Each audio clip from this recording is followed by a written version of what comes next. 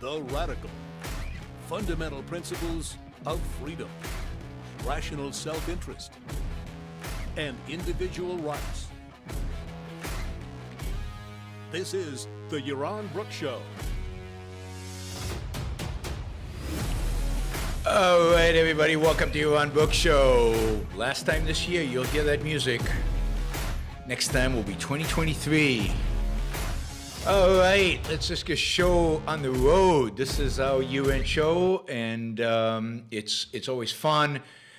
We usually do these big super chat matching, but we also kind of wrap up the year in terms of the world, in terms of the news, in terms of what's going on, wrap up the year in terms of highlights, I guess, from the Yaron Brook Show, and maybe some stats on how we're doing.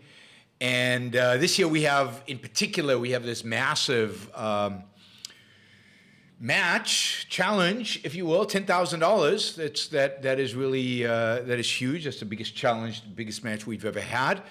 But we're after a phenomenal start. So before the show even started, we're already raised almost $1,000. So we're already $895 have already been raised. So thank you to Mel, to Mike, to Tom, to Anonymous User, to Amen. Really, really appreciate it. Amen, $500. Len, Catherine, and John, who says he can't attend but wanted to contribute and then I guess ran off to other commitments. Catherine says, not much, but determined to participate in the effort. Happy New Year. Thank you. Amen says, Happy New Year. Mike says, here's to a happy, healthy, and productive New Year.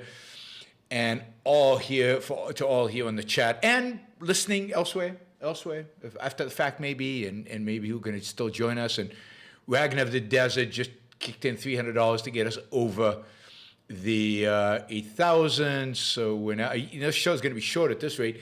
And Ian with $100. That is fantastic. So we were off to a fantastic start. Okay, we got some questions. Let's see. All right, Wes says, Wes with $200. Thank you, Wes. That's amazing. Happy New Year. Thanks for 2022 filled with great content. It helps keep my mind sharp and my spirit uplifted. Well, I appreciate that. That is the intention, to keep you engaged, to keep you informed, and to the extent that I can, to keep you entertained. Thank you, Glenn, for $200. Wow, it's just flowing in. I'm gonna keep the ones that are questions because we're gonna get to answering questions in a little while. So I'll keep the ones with questions. But thanks, Amlan Gupta. And we're already close to getting over a second $2,000. So thank you to everybody. Again, really appreciate this. It's going to be a challenge, 10,000, but we'll see. We'll see if we can rise to the occasion. And thanks, Anonymous User. I mean, one of the things I want everybody to appreciate as well. It's great to have people jumping in and with hundreds of dollars and getting us quickly to our goals. I equally appreciate Anonymous User and others coming in with, and Cook, coming in with $2 or $1.99 or any amount that for you represents this trade that we've been doing all year, for some of you many years now, for some of you just a few months. This trade that is, I think if we can make these numbers, is gonna be really, really highly motivating for me going into 2023, and I'm pretty excited about the new daily news update and that we're doing. I'm still thinking about how do we integrate that when I travel and how do we do that when we travel, but I think it actually make it easier for me to do quick shows no matter what time of day I am in different countries. We'll try to get them done. These interviews that we're doing now on a regular basis, we won't do those while I travel, but we will try to do an interview every Thursday when I'm home. And I'm excited about 2023. And of course, I am open to ideas. Maybe one of the things we can do on this show today is if you have ideas of how to of things you would like to see on the Yaron Brook Show into 2023, new types of shows, new types of programs. I'm excited about launching Capitalism 101, a series of Capitalism 101s. If anybody wants to sponsor Capitalism 101 shows, let me know. I'm thinking of laying this out over the next year and figuring out how to do it.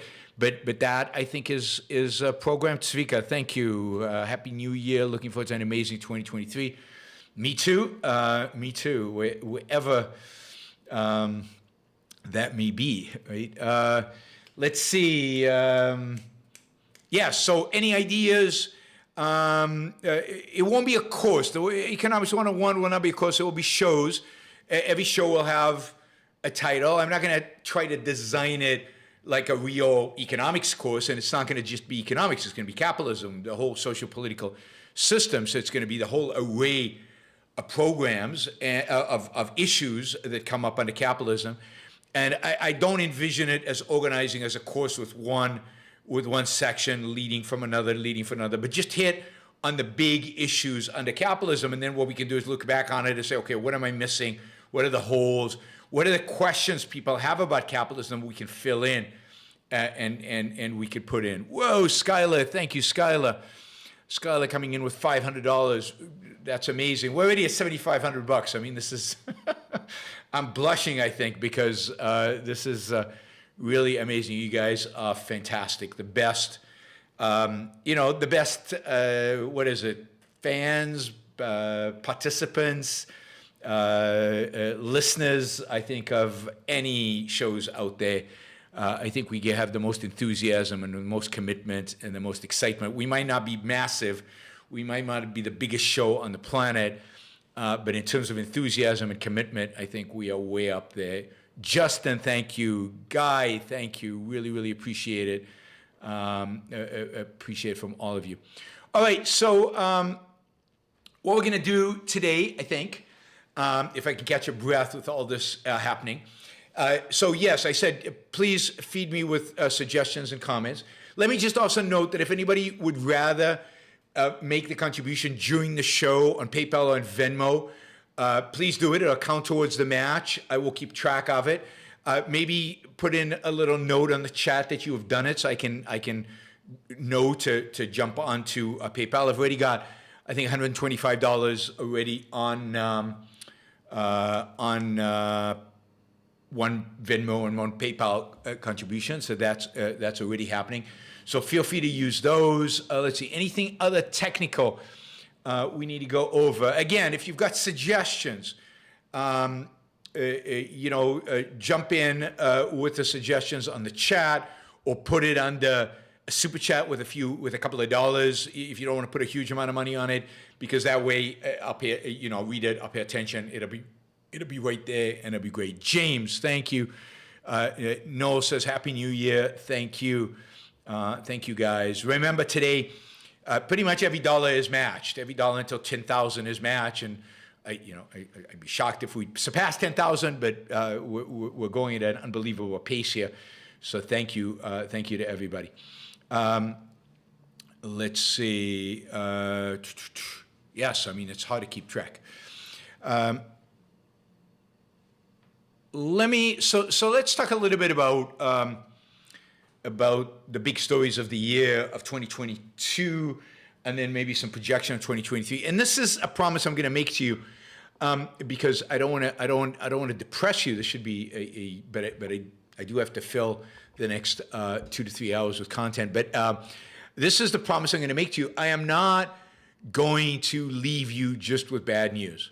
That is, there's a lot of bad stuff that happened in 2022, and there's no question that the lead stories are mostly sad stories, even when there's a kind of a positive story, Ukraine standing up to Russia and defeating them, or really defeating them so far. It's still bad news, because Ukraine is flattened. Tens of thousands of people have lost their lives. I mean, it's horrible. And there's some other, I think, positive spins on kind of bad news that's happening out there. I'm going to do a section on good news, and almost all of it is some science and technology, because that's where the good news is. There's almost no good news on the political front. Although, again, I will spin some of the bad news. I will give you a good news interpretation of it. But there is some amazing, there have been some amazing achievements this year in the area of science. And we talked about some of them on the show, but not about all of them. So I pulled out a few lists. I particularly like Peter Diamantis' list of great scientific engineering achievements of the year, and we will go over that and talk about that. YN, what's BGN? Anybody know what BGN is? Currency-wise, don't know what BGN is, but it's 100 BGN. So, and it's thank you. I really appreciate that. Bulgarian lev. So that's like $50. I didn't realize the Bulgarian currency was that strong. So thank you, YN from Bulgaria. Really, I mean, it's amazing. One of the amazing things about the show, or one of the amazing things in 2023, but throughout the show, throughout the time, I've been doing the show, and really on YouTube, I think it's since 2017. So it's what is it, 6 years now? I mean, that's pretty amazing. I've been doing the show for 6 years. And one of the amazing things about the show is how international the show is. How many people from how many countries watch the show on YouTube, listen to the podcast after the fact, engaged in one way or another in the show. I mean, hundreds of countries, every continent represented. Not hundreds of countries. There can't be hundreds of countries. Dozens of countries. There's Yaron exaggerating. Dozens of countries, but it is dozens of countries. And a lot of times when I do a show like in the morning, we're getting people from Africa and Asia and Europe and all over Europe and South America. We got a lot of people listening for South America. So it's pretty amazing. I mean, it's not just thousands of countries. It's millions of planets. So yes, we're in exaggeration mode. Doug, thank you. Oh, he wants a song review. All right, let me capture this and copy it onto my song review list, which is way behind in actually delivering on the reviews. But I have committed to January catching up with all of them, and hopefully doing so in the next week or so. All right, so let me see. All right, let's talk about the show a little bit, and then we'll jump into news stories and maybe take your questions, or maybe we'll skip news stories if you guys are less interested. Just a little bit about the progress of the show. So I got a couple of graphs in front of me about the Yaron Brook show starting in January 1st, 2017, and going all the way to this year. And just to give you a sense, Marilyn, thank you, really appreciate it. Richard, thank you. PB, thanks. We'll get you a question. So in 2017, I can't remember how much I did in 2017, but total views in 2017 of the Yaron Brook show were 129,000 views in the entire 2017. Now, today, that's a really good month. That's a really good month. I get 129,000. Now, it has to be a really good month. In terms of hours watched, which is what I really tend to care about, is the hours watched. Ooh, another song. I have to copy paste, so give me a second. So in terms of hours watched, which was what I like to look at, that's about 34,000 hours in all of 2017. The real big move upwards in terms of the Yaron Brook show was clearly 2020. COVID, can I say, was good for the show. I think particularly the summer of 2020 when we had Black Lives Matter, we had riots, we had, what was it, white fragility, or white, what was that book? White something. And we had shows on all of that. Those shows took off. I mean, those are some of the most successful shows, kind of live shows that I've done. And oh my God, Doug wants me to review a song by Jay-Z. I don't think I've ever heard a song, certainly not from beginning to end, by Jay-Z. So this is all going to be very new to me. Doug is pushing pushing me outside of my comfort zone when it comes to music. So, all right. So we peaked indeed in terms of watch time, in terms of hours watched of the Yaron Brook Show. We peaked in 2020. People had time, people were home, and the issues were burning. This is also 2020 election. I lost some subscribers in 2020 as a consequence. A lot of people listened to those shows in 2020. So we had 294,000 hours watched. I don't even know how to even get arms around that number. 294,000 hours watched. We had 1.4 million views in 2020. 1.4 million views. Doug is on a roll here. I mean, I'm going to have to do a show just with all his songs. And I have a feeling he's really pushing my comfort zone. All right, 1.4 million views. This year,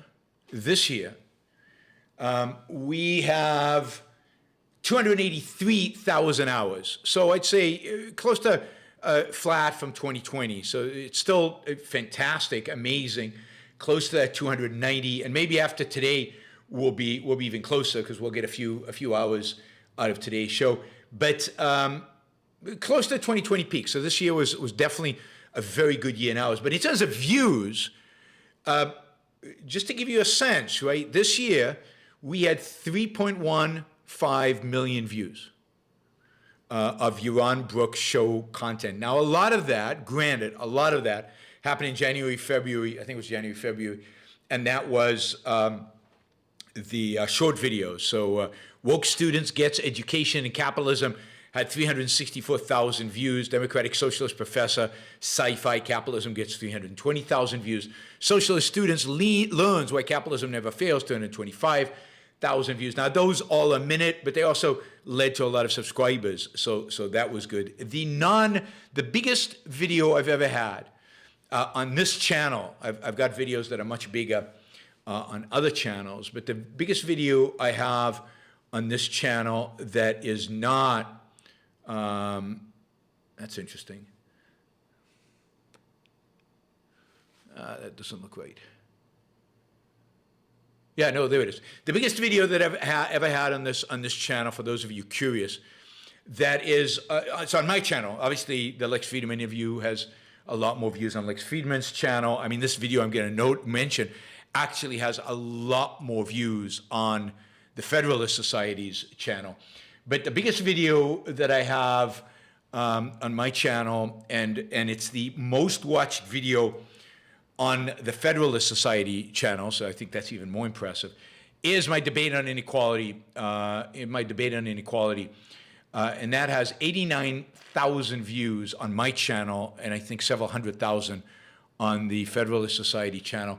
It's been watched for 36,000 hours. The second most is my first show I did, I think, on thoughts on Jordan Peterson, which I think stands pretty well up to what's happened since, with 64,000 views. And then Bernie's blatant healthcare lies on Joe Rogan podcast 49. I think that's a 40-minute short.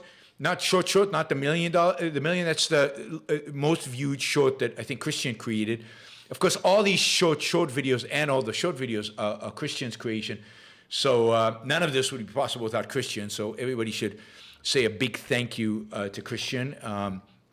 He deserves it. He does an amazing job of taking all my videos and creating these shorter videos that many more people watch and who, those short videos tend to generally bring a lot of subscribers to the show, but also Christian is very good at taking some of my videos and turning them into net negative subscriber videos. That is, videos that people learn to hate and learn to hate me as a consequence.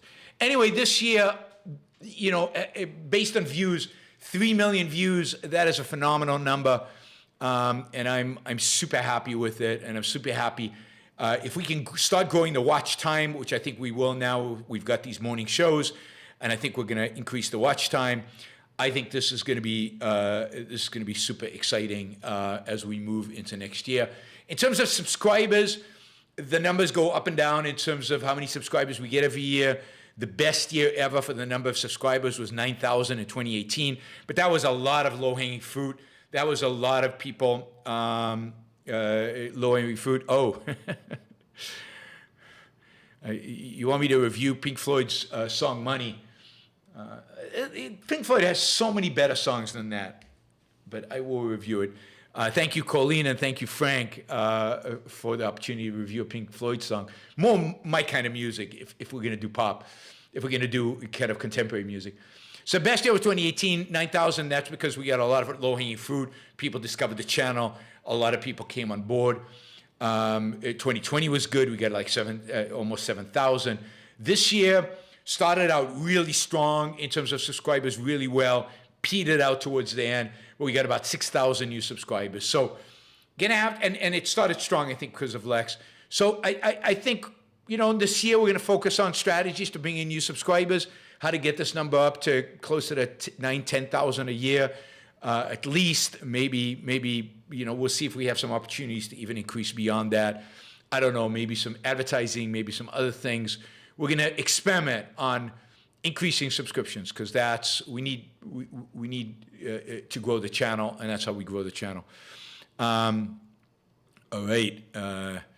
So that's kind of a quick update on the show in terms of just the sheer numbers. I'm happy to, if anybody has particular questions on, they're curious about particular parameters of how the show is doing, I'm happy to look those up in real time and let you know, and so we can certainly do that. All right, I think I'm getting all these music shows, but we will see. Let me just say,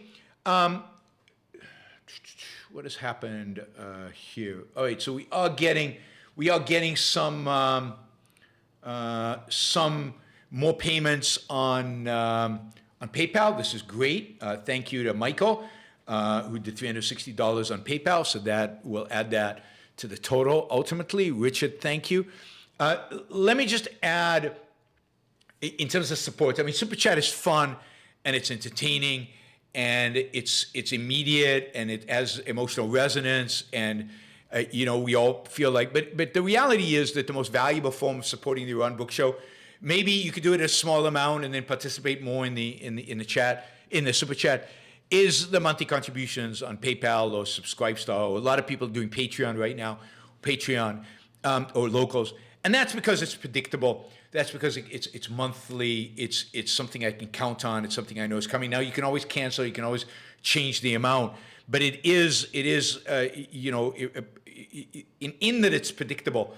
It adds an enormous amount to ability to plan and think into the future in terms of the show and growth and what we're spending on. But I do want next year to spend some money on growing the number of subscribers, and I'm definitely open again to suggestions. How do you do that? If anybody's hit like a barrier, I think YouTube won't allow you to make more than $500 on a Super Chat, which is, I think, weird, because the reality is YouTube gets a lot of money off of the Super Chat. So if you want to make a contribution of more than $500, you can jump over to PayPal, just put in Yaron Brook Show, and you should be able to make a contribution through PayPal. And I don't think, I'm sure there's a limit in PayPal, but it's much higher than $500. All right, let's see. What are we doing here? Venmo, you can also use Venmo. Venmo, I don't really have you can use Venmo. I don't really have a business account of Venmo, but if you do it to me, then I can funnel it through my business account. All right, we got a lot of these, Super Chat comments, questions rolling in. All right, so that was a quick update on the show. Again, if you have any specific questions, James says, have your team take these shows and chop up clips of individual rants or topics and post them on respective platforms, Facebook, TikTok, etc. This is how people are really growing in the space. I think we do that. Maybe we could do a lot more of that, but I do think we do that already. We've got 1-minute videos up there. We've got anywhere from 4 to 30-minute videos. So we're clipping them. We are putting them up. I think I have a TikTok channel. It does go up on TikTok. We put up stuff on Facebook. We put up stuff on Twitter. So, we're doing all that. We're trying. If you think we should be doing it differently, or you think there's a better way to do it, let us know.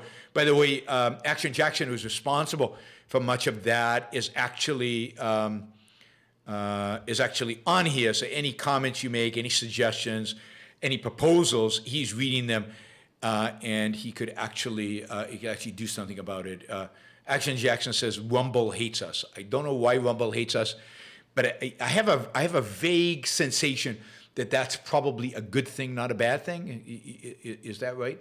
All right, we're actually getting close to the halfway mark here. We're getting close to $5,000 raised, which is, wow, in 26 minutes.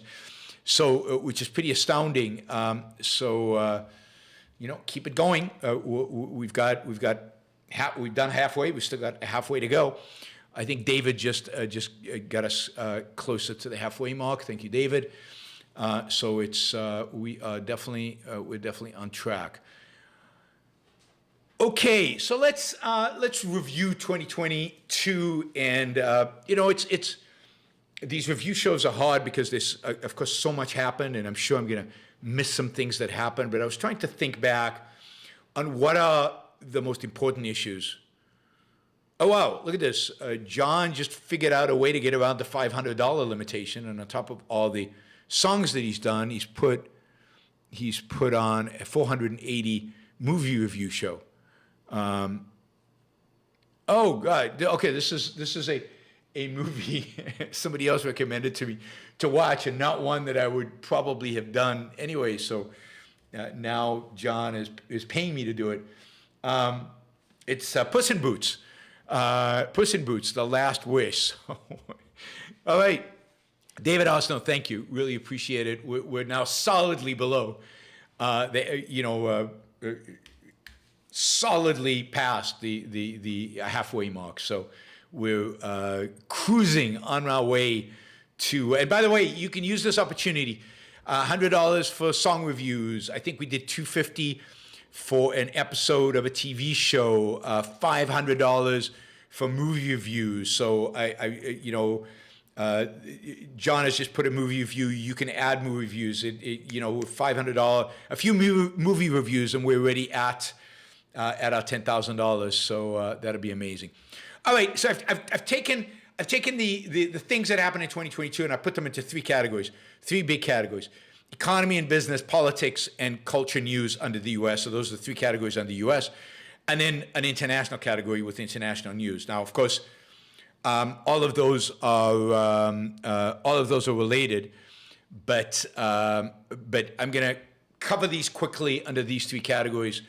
If you guys have additional questions relating to them, then jump in with those. So let's cover these, and then I've also got and maybe if you guys have ideas for. I'm curious what you guys think. Here's the thing I'd like you to do. And I'd like you to try and use the Super Chat feature to answer the question, because otherwise it's going to be really hard for me to keep track of this. But you can use it at a $1 level or whatever, the minimum amount necessary. Could you list the top 3 movies of the year for you? I'm not going to have a top 3 because I can't remember what movies I watched. And this year, I don't think I watched that many movies. Put in the top 3 movies.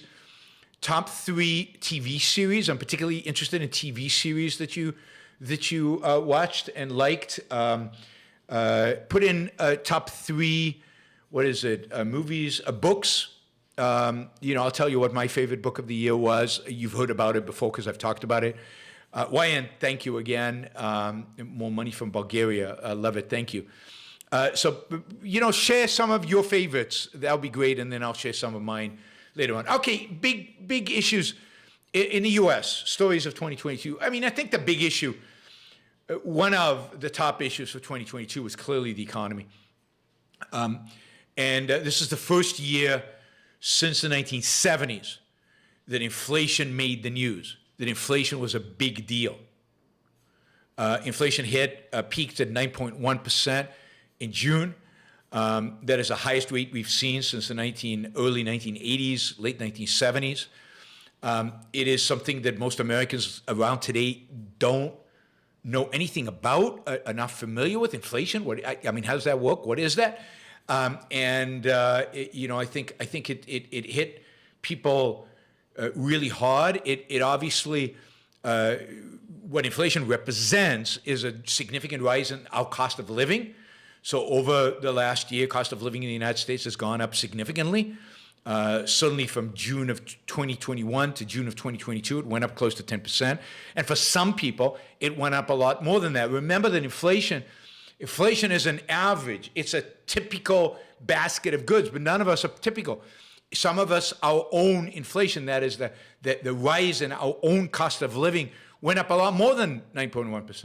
And for some of us, it went up less than 9.1%. It depends on what kind of products and what your basket of goods happens to be. This is, in a sense, a massive government tax. It is a way in which our standard of living is reduced. It is a way in which the government is basically devaluing its own debt. But who does it owe that money to? Who is it devaluing? Most of the people who it owes that money to are us. Who owns U.S. debt? Mostly it's U.S. insurance companies, U.S. pension plans. The Social Security Fund owns a lot of that debt. That debt is worth less because of inflation. Inflation represents a significant reduction in standard of living. At the same time, wages went up this year, as is typical during inflationary periods. So some people, the people who are whose wages did well this year in some professions, not all professions, probably did okay. Probably raises in some places might have been 9%. Mostly they were less than that, but they were higher than they had been before. So on net, people still had a cost of living increase, but a lot of that was mitigated by significant raises in wages. Also, people on Social Security got a big spike in Social Security. Again, not 9.1%. So I don't think in a way fully compensate them, but quite a bit. So cost of living went up. Everything became more expensive. I mean, almost everything became more expensive. Depending on who you are, some people took a real beating. If you need to borrow money right now, that's really hard. If you borrowed money a few years ago and interest rates were close to zero, you're doing great right now if the rate was fixed. So if you bought a house a few years ago and you got like a 3% mortgage, wow, you're doing fantastic right now. If you are trying to buy a house right now and your mortgage rate is 6%, not so good. Maybe even 7%, not so good. So again, inflation doesn't hit everybody uniformly. And that's part of it. Part of the evil of inflation is that it is a mechanism by which wealth is redistributed. Not just is it a tax, it's an uneven tax. It's an uneven tax that reduces standard of living of some people differently than standard of living of other people. All right. Oh, Len, thank you. Len is the first one to put together his 3 favorite shows. I think he's the first one. 3 favorite TV shows of the year. All right. And friend Harper has some as well. Let's see. Where am I? Yeah, so that's the big economic story. I think, of course, the response to inflation is that interest rates went up, that the Federal Reserve started raising interest rates, long-term interest rates went up, interest rates across the board went up, and interest rates going up causes our cost of living to go up if we are seeking debt, if we're buying a home, and they cause asset prices to come down. We talked about this during the year. When interest rates go up, asset prices come down.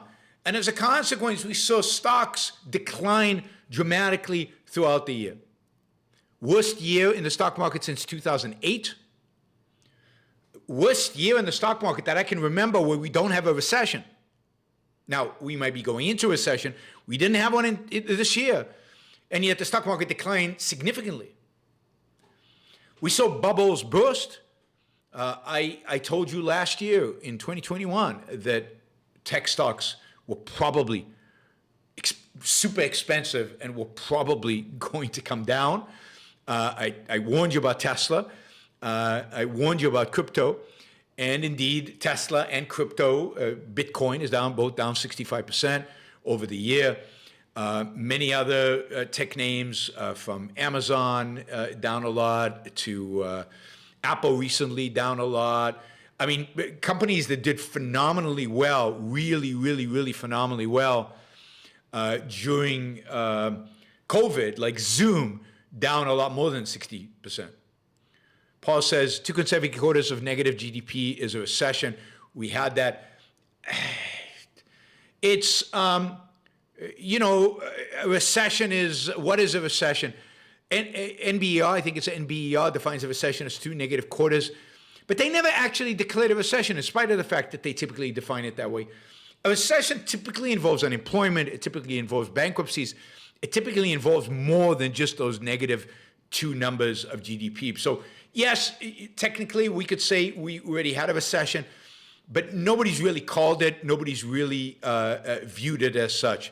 Vladimir, thank you. Really appreciate it. More Bulgarian, I think it's BGN, right? That's the Bulgarian currency. Yes, we got 2 different Bulgarians hitting the $100 Bulgarian. That's pretty cool. By the way, for those of you who are joining who might not know, today we've got a $10,000 Super Chat match. So every dollar that you contribute during this, using the Super Chat or on PayPal or on Venmo during the show today, we will match. We have an anonymous donor who is a contributor who's going to match dollar for dollar. So the potential is today to get 2023 off to an amazing start with you know $20,000, which is huge. So and we're well on our way to getting there. We're basically raised already about, if I count everything, over $6,000. So we've got less than $4,000 to go. So we're in fantastic shape. So thank you for all of you who are participating. Thank you for all of you who are about to participate. I'm pretty confident now that we will make this number. All right, stocks declined. It was not a good year to buy on dips. Not a good year to buy on dips. It turned out that every time it dipped, it maybe went up a little bit and then went down even further. At some point, it'll be a good time to buy. At some point, stocks will start etching up. I don't think the recovery is going to be the same as the recovery was after the financial crisis, because I don't think the Fed is going to be in a position to pump as much money into the economy and into asset prices and lower interest rates to zero like they did after the financial crisis. Maybe they will, but I don't expect interest rates to go back to zero. If they do, then the market will take off. Again, interest rates go up, markets go down. Interest rates go down, markets go up. And the more the interest rates go down, the more markets will go up. I mean, generally speaking, all else held constant, right? So at some point in 2023 will be a time to buy stocks. Timing, don't try it, right? So the best thing is to make regular investments into the stock market, whether they're down or up, not to try to time the dips, not to try to time the peaks. Just put the money in, and when you're taking money out, unless you have to take out a big lump sum, take it out the same way. Every month, take out a little bit. And that way, you avoid catastrophes. You avoid the catastrophes. Tech stocks went down, stocks generally went down, and of course the big asset class that got crushed this year is crypto. Not only did crypto get crushed, some crypto went to zero, some investments went to zero, people's investment in FTX went to zero, people who had accounts at FTX and held their crypto at FTX, that went to zero as some of that money just disappeared and went away. Not a good year for stock market investing. I will just say, just because, I can boast once in a while, right? I will just say, and this is not, I am not asking for investors. I'm not asking for money. I'm not doing anything other than letting you know that my fund was up, just under 10% net to investors this year. So we did very well this year. So that was pretty amazing. So it doesn't, every stock market's stock market's going down doesn't mean all investments go down. Some hedge funds out there, I think Citadel, which is one of the largest, most successful hedge funds in history, was up like 34% this year, something ridiculous like that. So that can't happen. All right, I think those are the big stories. The one other story that kind of came and went was oil prices, right? Oil prices went way up, and gas prices way up. They've come down since, they've come down since, and even in California, I think they've come back down to semi-earth. So we had the oil market shock because of Russia, but that seems to have been, for the most part, mitigated. So the big economic story, inflation, stock market declining, but no real recession. If there was technically a very, very mild recession, not what you'd expect. You'd expect a lot more than that. So we'll see going into 2023 what we can expect. 2022 is a big year for politics in the U.S., big year for politics and political action. It was, of course, the year of the midterms. It was the year in which Republicans expected a tsunami. Remember the tsunami? Nobody talks about the tsunami anymore. They expected a red tsunami. They expected to just go, just take over, but the House and the Senate and everything else. And it was just they were expecting to win big time. A wave, if not a tsunami, then at least a wave. And that never materialized, quite the opposite. They lost the seat in the Senate. They got a worse position in the Senate, and they just barely eked out a House. Now, why that happened is going to be analyzed for a long time, but it seems clear that what happened, particularly in the Senate, is that the quality of the candidates sucked, I think is a technical word.